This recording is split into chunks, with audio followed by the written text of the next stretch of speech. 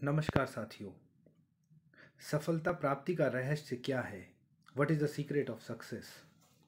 ये एक ऐसा ज्वलंत प्रश्न है जो बहुत सारे व्यक्तियों के मस्तिष्क में हिलोरे खा सकता है। लोग इसके बारे में सोच सकते हैं, परंतु ऐसी क्या मनःस्थिति या परिस्थिति हो सकती है जो किसी व्यक्ति को सफल बनाए? इसके लिए हम एक उदाहरण के रूप में हम समझ सकते हैं। उदाहरण क्या होगा? उदाहरण यह है कि यदि किसी को सफल होना है तो उसको एकाग्रचित्त होकर के काम करना होगा। इस वीडियो के अंत में मैं आपको यह भी बताने वाला हूँ कि आपके कुछ स्टेप्स, प्रोसेस क्या होंगे जिनको करके व्यक्ति सफल हो सकता है। सबसे पहले तो एक प्रैक्टिकल करें। प्रैक्टिकल यह कि एक बिल्ली लें और उस बिल्ली को 24 घंटे भूखा रखें।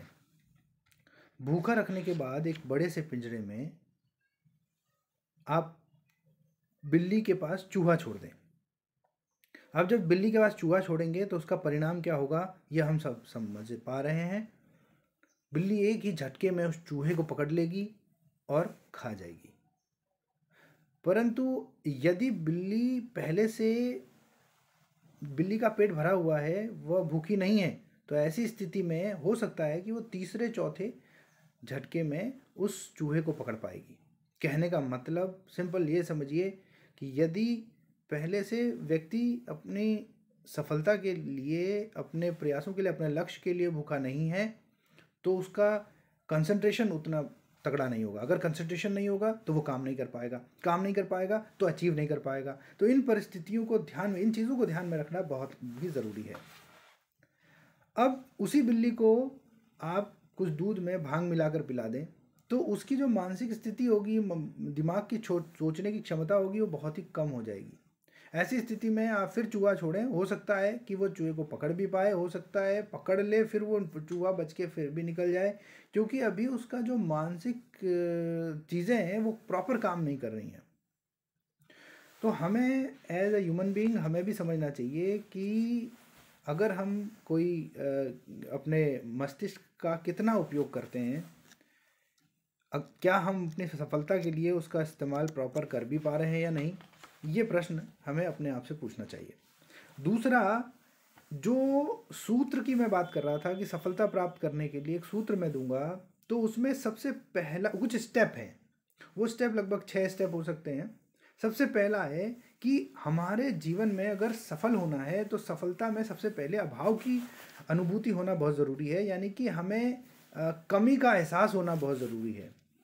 और ये पेरेंट्स भी अपने बच्चों के लिए इस तरीके से कर सकते हैं। बहुत सारे पेरेंट्स आपने देखा होगा कि वो बच्चे ने कहा नहीं, तुरंत लेकर के चले आए। नहीं, अगर आप ला भी सकते हैं तो थोड़ा सा रुक करके बच्चे को एहसास करवा करके कि भैया अभाव यानी कि कमी की अनुभूति कराना बहुत ज़रूरी है। और जब कमी की अनुभूति होगी, अभाव होगा, यानी कि उसके बारे में व्यक्ति सोचेगा कि होता काश मेरे पास, तो कामना की जागृति होती है, इच्छा की जागृति होती है।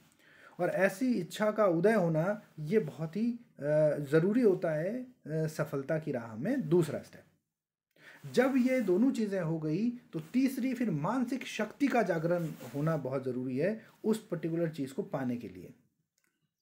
हमारा दिमाग जितना बोलता है हम उतना ही कार्य करते हैं, और अगर हमारे दिमाग ने अपने टारगेट को बड़ा ले लिया तो जाहिर सी बात है हम बड़ा टारगेट अचीव कर सकते हैं। तो अभाव के बाद कामना, कामना के बाद मानसिक शक्ति का जागृत होना बहुत जरूरी है। और फिर नेक्स्ट स्टेप में क्या होगा, मानसिक शक्ति द्वारा मस्तिष्क से कामना पूर्ति का लक्ष्य पूछना कि भैया कितना टारगेट करना चाहते हो। और जैसे ही आपने पूछ लिया तो मस्तिष्क का विश्लेषण और लक्ष्य की स्थापना करना बहुत ज़रूरी हो जाता है कि हम चाहते क्या हैं। अब ये आप क्वांटिटी के टर्म में भी चाह सकते हैं और आप किसी एक पर्टिकुलर टारगेट को अचीव करने के लिए भी चाह सकते हैं। मानसिक शक्ति एवं मस्तिष्क की सम्मिलित क्रिया शरीर का संचालन करती है और लक्ष्य प्राप्ति के लिए यह बहुत ही इंपॉर्टेंट है। यदि इसमें कोई ऐसी चीज़ आपको समझ में ना आई हो तो कमेंट बॉक्स में ज़रूर लिखिएगा। बहुत बहुत धन्यवाद। जय हिंद।